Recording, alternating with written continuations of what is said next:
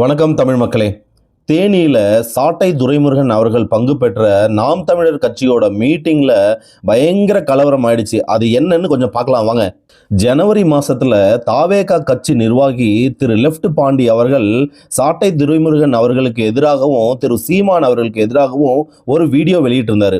அந்த வீடியோவில் அவர் திரு விஜய் அவர்களை பற்றியும் தாவேகா கட்சி பற்றியும் நீங்கள் எல்லாம் தரக்குறைவாக பேசிகிட்டு இருக்கிறீங்க அப்படின்னும், இந்த மாதிரி தேனி பக்கம் வந்துட்டு எதுவும் பேசிட முடியாது அப்படின்னும், பேசிட்டு உயிரோட போயிட முடியுமா அப்படின்ற மாதிரியும் ஒரு வீடியோ வெளியிட்டிருந்தாரு. இந்த வீடியோ வெளியிட்டதுக்கு அப்புறம் நாம் தமிழர் கட்சியினர் லெஃப்ட் பாண்டி அவர்கள் மீது போலீஸ்ல புகார் கொடுத்திருந்தாங்க. இதை அடுத்து போலீசார் லெஃப்ட் பாண்டி மீது மிரட்டல் மற்றும் அவதூறு பரப்புதல் ஆகிய காரணங்களுக்காக வழக்கு பதிவு செய்தனர். இதுதான் பேக்ரவுண்டு. இப்போ விஷயத்துக்கு வருவோம். பிப்ரவரி 7ஆம் தேதி நாம் தமிழர் கட்சி சார்பாக நடந்த பொதுக்கூட்டத்தில் திரு சாட்டை துரைமுருகன் அவர்கள் பேசினார்.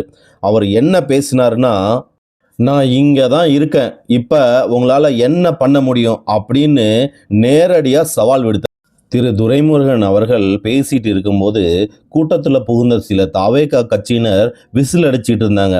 இதை பார்த்த திரு சாட்டை துரைமுருகன் அவர்கள், இதுதான் அநாகரிக அரசியல், மித்தவங்க கட்சியோட கூட்டத்துக்குள்ள போயிட்டு விசில் அடிக்கிறது அப்படிங்கிறது தான் பக்குவப்படாத அரசியல் அப்படின்னு சொல்லி விமர்சனம் செஞ்சாரு. அது மட்டும் இல்லாம திரு சாட்டை துரைமுருகன் அவர்கள் தாவேகா கட்சியினரை நேரடியா பகிரங்கமா சவால் கொடுத்தாரு. அதாவது, நாளைக்கு இதே இடத்துல உங்களுக்கு தெம்பு இருந்தா, திராணி இருந்தா, ஆண்மை இருந்தா இதே மாதிரி மீட்டிங்கை நடத்தி அதுல உங்க கொள்கைகளையும் கருத்துக்களையும் சொல்லுங்க. அதை விட்டுட்டு அநாகரிக இப்படி எங்களோட கூட்டத்தோட மீட்டிங்ல வந்து இடையூறு செய்யாதீங்க அப்படின்னு சொல்லி அவர் சொன்னார். தாவேகா கட்சியினர் கூட்டத்தில் வந்து இடையூறு செஞ்சிருக்கிறாங்க. அது மட்டும் இல்லாமல் நாம் தமிழர் கட்சியும் அவங்கள விரட்டி விட்டுருக்குறாங்க. இப்படியா அந்த இடம் ஒரு கலவர பூமியாக ஆயிடுச்சு. கார் கண்ணாடி உடைப்பு, நாற்காலி வீசுதல், அப்படி இப்படின்னு கைகலப்பாய் போடுச்சு. அதுக்கப்புறம் போலீஸ் வந்து தான் நிலைமையை கட்டுப்பாட்டுக்கு கொண்டு வந்தாங்க. அரசியலில் கொள்கை முரண் இருக்கலாம், கருத்து வேறுபாடுகள் இருக்கலாம்.